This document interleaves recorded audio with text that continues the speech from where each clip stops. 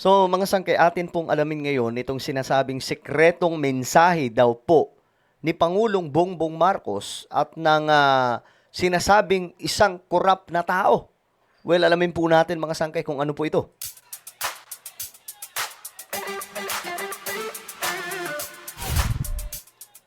Yo, what's up guys? This is me. I'm back for another vlog. Ito, mga sangkay, mainit-init na topic. Kasi ngayon, may kumakalat po na impormasyon na may palitan daw po ng mensahe si PBBM ng sinasabing isa sa mga kurap. Ewan ko, patungkol daw po ito sa mga kickback or etc. mga sangkay, korupsyon sa gobyerno. Well, alamin po natin kasi meron pong impormasyon ngayon na kumakalat. Alright? Anyway, bago tayo mag-umpisa, sa mga hindi pa po dyan nakakapag-subscribe sa ating YouTube channel, tayo po ay road to 2 million subscribers na, kaya naman ano pang hinihintay ninyo, makikita nyo po yung subscribe button sa baba ng video na to.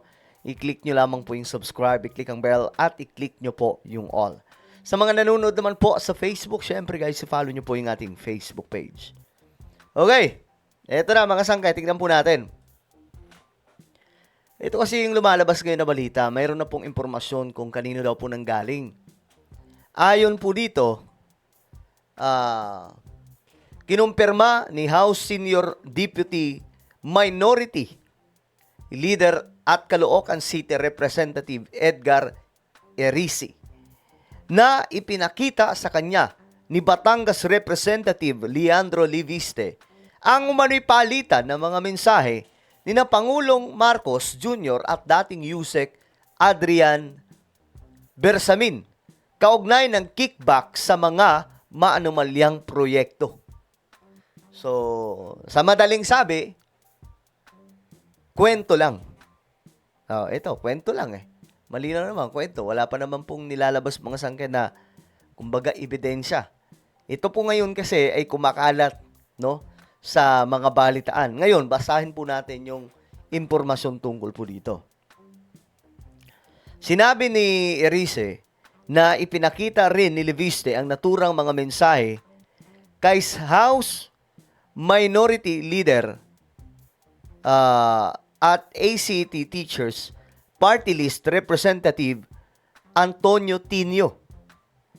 Yes, Leandro showed us the text messages between PBBM and Adrian Bersamin. O dapat ipakita dyan yung may maipakita po talagang ebidensya, mga sangkay. Kasi nga po, madali lang magsabi, lalong-lalo na kapag taga-batikos ka ni PBBM, yung pasimple ka lang na, kunwari, gitna ka, pero ang totoo dyan, may kinikilingan ka. Lalong-lalo na po, mga sangkay, pag galing po kay Leandro, alam naman po natin ang nangyari, mga sangkay, sa Cabral Files, na mukhang may kababalaghang nangyari. Diba? Ayon nga po kay Rimulya, mga sangkay, sa Cabral Files, may mga nawawala daw pong bahagi. Kasi nga magtaka ka dun eh. Ito lang ang punto dyan eh. Nakapagtataka lang kung kailan namatay po, wala na si Cabral, saka po nag-ingay si Leandro. Diba? Saka po nagngangangak-ngak, nagsalita ng kung ano-ano, may mga binunyag. Pero nung buhay pa, wala naman po ganong eksena eh. So may Diba? pupuntahan tayo ngayon. Mga sangkay, Pero ang lamig walang talaga ganong ano dito? Sobrang lamig. eksena na, kumbaga, masasabi po natin na tama si Leandro kasi dapat inano na to eh. Pinakulong na ang kung sino mang may sala kasi nakapagtataka lang na wala doon ang pangalan nila PRRD. Yung mga proyekto niya, wala daw doon. Tapos yung yung involvement ng CLTG, yung kaila Bongo, mga sangkay, wala rin po doon. Di umano. So, yun po yung sobrang, teka lang, ano ba nangyari?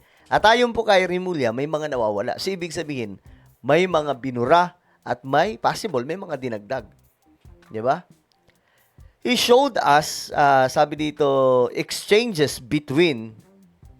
all the exchanges between PBBM and Adrian with their cellphone numbers, sabi dito. Batay sa kwento ni Liviste, sinabi ni Erice, na pumunta si Bersamin sa bahay nito sa Taal, Batangas upang gumawa ng affidavit sa takot na gawin silang fall guy sa flood control corruption controversy. Kwento ito, mga sangkay, syempre. Kwento eh. Pag sinabing kwento, sa madaling sabi, chismis. Oh. Batay, ito sabi dito, di ba? Batay sa kwento. Oh. Balitan natin yung kwento. Batay sa chismis ni Leviste. Sinabi ni Erice na pumunta si Bersamin sa bahay nito sa Taal, Batangas upang gumawa ng affidavit sa takot na gawin silang fall guy sa flood control. Ayun po dapat yung tamang term, mga sangkay, di ba? O ngayon, magkakabistuhan na yan. Di ba? O ngayon, tingnan po natin. Sa bahay niya raw, gumawa ng affidavit si Adrian sa Batangas kasi natakot daw si Adrian na maging fall guy kaya naghanda ng affidavit just in case may masamang mangyari sa kanya. Sabi dito, mga sangkay.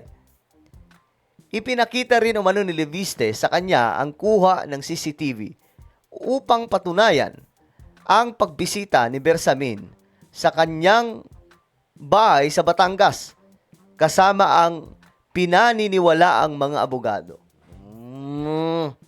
Maganda to kung mailalabas talaga yung mga ebidensya para po magkaalaman ng mga sangkay kung ano ba talaga yung totoo tungkol dyan.